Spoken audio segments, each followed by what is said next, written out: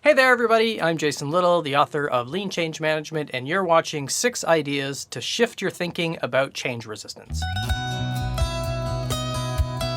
Welcome back to LCM TV. Thank you so much for watching. Today I'm going to talk about response to change over resistance to change. Namely, how can we shift our thinking away from thinking about resistance as being something negative and more towards looking at the response people are having to change and using that as input into how we change either the change itself or how we do the change. So we've posted a few articles on LinkedIn asking people what's their perception about resistance. And let's face it, people have been talking about this forever. If you look at version 1 State of Agile survey, for the last 15 years, general resistance to change has been the #1 problem year in and year out. Pretty much the same percentage of people respond with, that's the barrier to really increasing the adoption of Agile across the organization. So it's kind of one of those problems that's like a Rubik's Cube made out of LEDs. We're not going to solve it, but hopefully these 6 ideas will give you a little bit of a different perspective so you can think about shifting away from seeing resistance as in a blaming perspective and something that has to be overcome with force, and more towards how can we use that response into changing the change or changing how we do the change. So the first one is really about empathy. So when we talk about even urgency for change or the decision point of when we've decided to do the change, that's what triggers resistance. So if we kind of come at it from, here's a problem we want to solve, here's an idea we haven't decided on the action we're going to do, we want to co-create and get some insights from people. That's not resistance, that's co-creation. What we would call resistance is if we are placating and we've already decided on the change, now we're going to work with people to roll out the change. That's not co-creation, and that's what takes choice away from people. So that's the subtle distinction when I talk about response to change versus resistance to change. So empathy is all about understanding all of those different perspectives.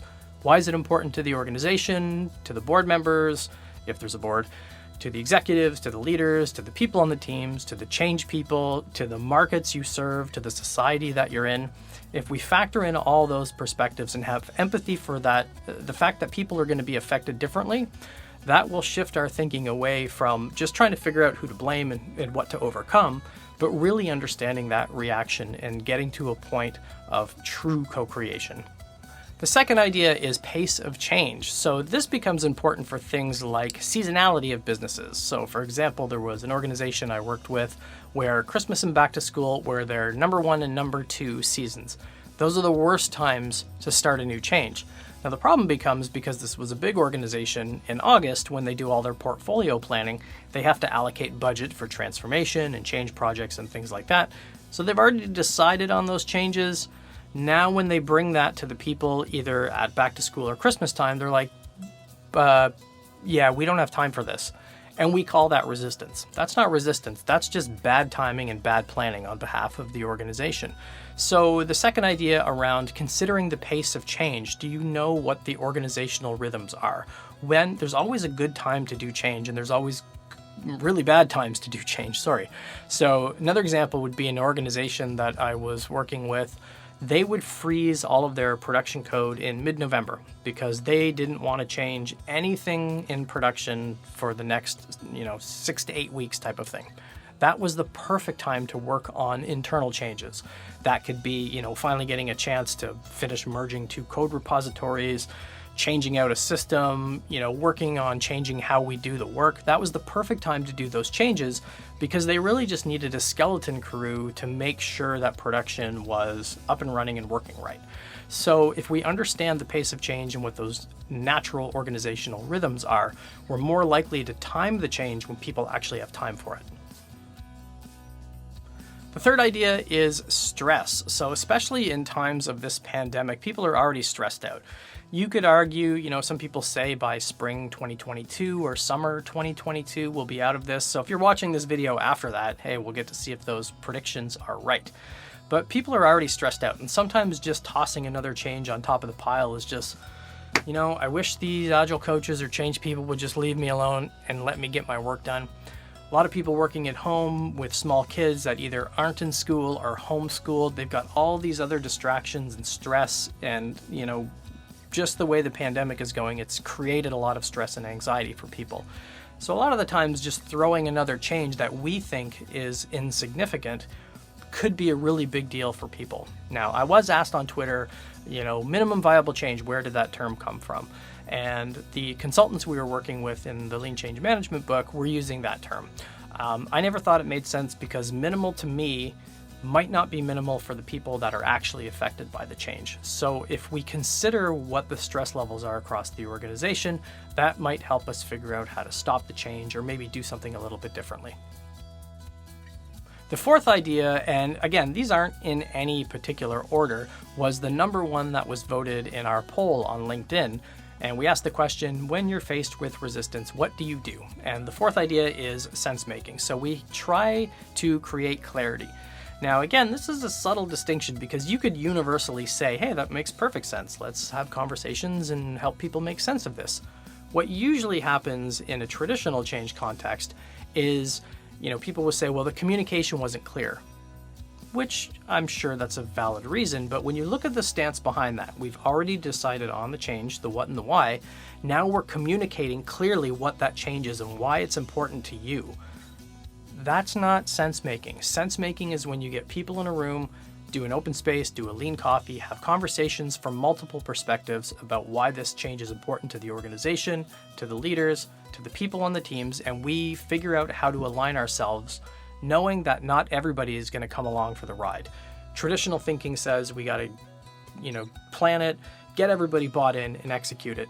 It never works that way. Nobody will be bought in or aligned towards the change in the same way at the same time. So sense-making is an ongoing activity where we're trying to kind of understand the sentiment about how this change is going, and we're using that feedback into adjusting the change, not to make it more clear why I think you should do the change. The fifth is emotions, and this is kind of similar to stress and empathy, but it's more about things like we're kind of taught as change people that people will be in shock and anger and denial and frustration. They'll experience these things with change, but the truth of the matter is it's a lot more complicated than that, and these oversimplified models for change just don't work. Sometimes people are just waiting for change to happen, but nobody wants to speak up, and then they're all excited about it. Sometimes nobody cares either way. Sometimes people are actively against it because, hey, maybe they have a better idea. Maybe they feel like their choice is being taken away, but there's a variety of emotional responses that are happening. And that's what we use as input into how we change the change. I worked in one organization, department of about 1,600 or so, completely apathetic response, just nothing. It was kind of like people are working along. What's going on over there?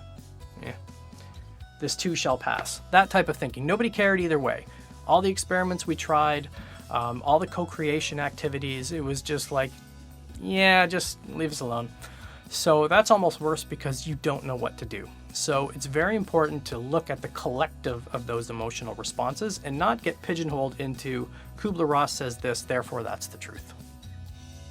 And the last one is readiness. Now, I was really surprised that people actually voted for this one in the poll because, again, talking about response to change over resistance, the difference is in the trigger point of when the decision is made to do the change. So if you're dropping change through the hole in the floor, which is pretty common in most of today's organizations, I shouldn't say most because there's really no data to back that up, but most of the changes I've been part of have been dropped through the hole in the floor. Namely, somebody from the top wants to do this, they drop it through the hole in the floor, there you go.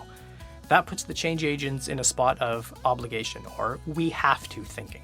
Now, I've been all over the world, many different organizations, shapes and sizes, and when you talk about change readiness, it's a best practice for change. We need to do a change readiness at the start of the change. But if you've already decided on the what and the why, sometimes the when and the how, does it really matter if people aren't ready? What are you going to do if they're not ready? Are you going to stop the change? And from memory, about 13% of the people voted for that. So when you talk about readiness, it's not we do a readiness assessment at the start of the change. We come at it from, we have a problem to solve, we have an idea, there's something we're thinking about doing, we haven't decided yet, we want to get input first before we decide. And that's very difficult to do when the change has already been dropped through the hole in the floor. The second part about readiness is really moving away from a push-based change approach to a pull-based change approach. So one of the organizations I worked for, from memory, 25, 30 teams would pull change when they were ready. So the context was an agile transformation. If there was a team under a really stressful release, we left them alone. And we would let them pull our support and help when they could actually take that. That might be at the start of a project, that might be at the end of a milestone. It really depended, but it was away from that, hey, we've scheduled you to transform from these dates, and more about come to us when you're ready and we'll help. All right, so there you have it. 6 ideas to help shift your thinking away from change resistance as something negative to be overcome with Newtonian force, and more towards understanding the response to change and shifting your thinking around that decision point, because that's really what creates the perception of resistance as we call it today. We've decided on the when, how, why, and the what, or any combination of those. We've introduced the foreign element into the organization. The reaction we label as resistance because we've already decided what we want to do. If we get away from that and we move to proper co-creation, which is going to be our theme for next month, then that goes away. We're building the change from the state of purpose right from the beginning and getting people involved right at the start. Working with people to roll out change that has been decided on is not modern change. That's a traditional view, and that's a very project management linear focus. So it's a subtle shift, but it's one that's really important for helping us focus our energy on what really matters, and that's facilitating meaningful change in our organizations. Thank you so much for watching. I'm Jason Little, the author of Lean Change Management. Remember to like and subscribe, and we'll see you next time.